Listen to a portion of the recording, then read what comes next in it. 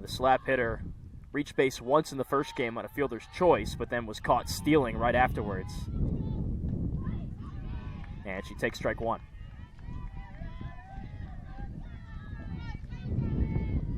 Boudreau from New Brunswick, Canada. Hasn't recorded a multi-hit game in her last 9 outings. Also no RBIs in that span. We're looking to get on base here. Looked at the second pitch, just missed on the outside. So 1-1.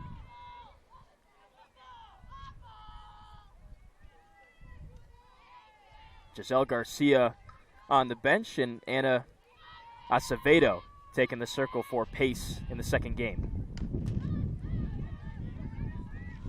Fouled off by Boudreau, 1-2.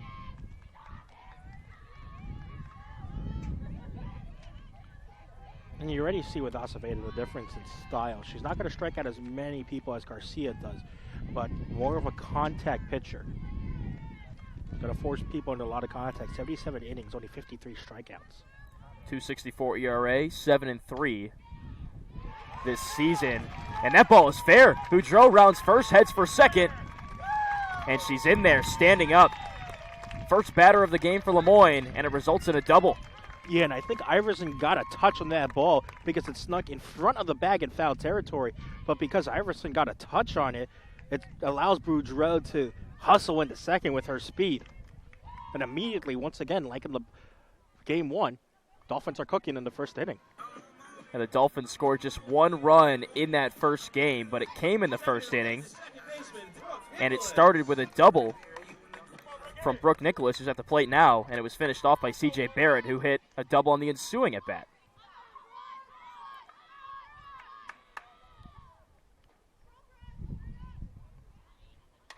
Nicholas swings on the first pitch, and it's into center field. Boudreau rounding home to the plate. She's safe.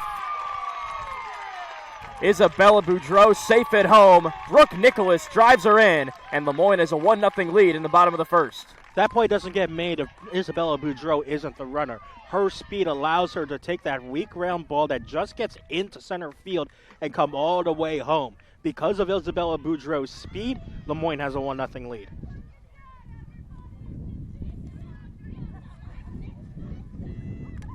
th run of the season for Boudreau, and for Nicholas, her 12th RBI of the season. And it gives the Dolphins a 1-0 advantage.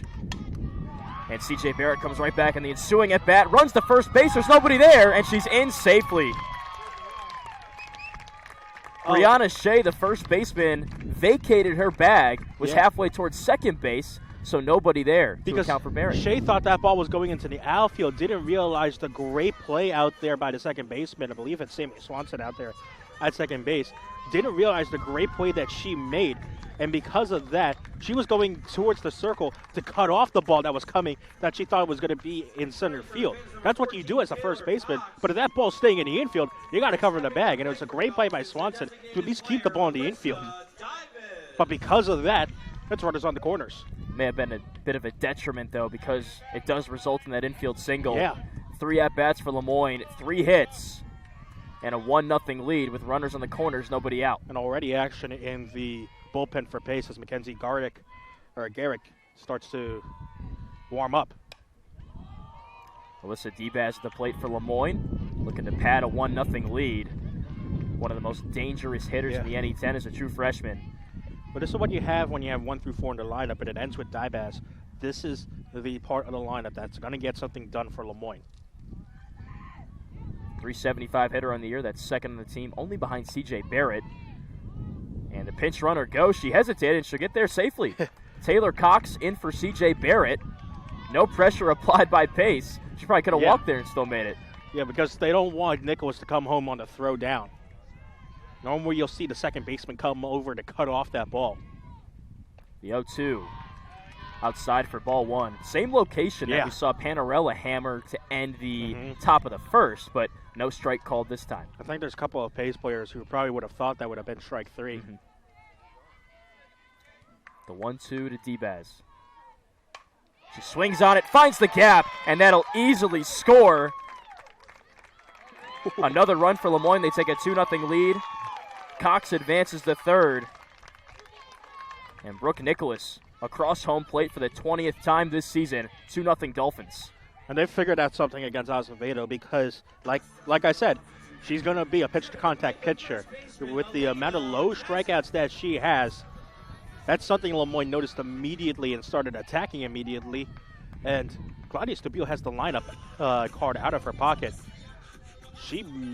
I think she's getting very close to taking Acevedo out of this game, if not within the next couple of batters, if Acevedo can't get an out on the board. Remember, there's still no outs in this inning. Mm-hmm. Yeah, Pace yet to record an out. Claudia Stabile, an early trip to the circle. One of the winningest coaches in not only Division II softball, but NCAA softball. She's been at the helm of Pace since 1982. Over 750 career wins, only one of 19 active Division II head coaches to record that, and also the longest active tenured head coach across all divisions in the NCAA in this her 41st year. Runner goes on the new counts, and she's safely into second. Iturriaga sent it to third, trying to get Cox out there, but she's safe. So now runners on second and third with still nobody out.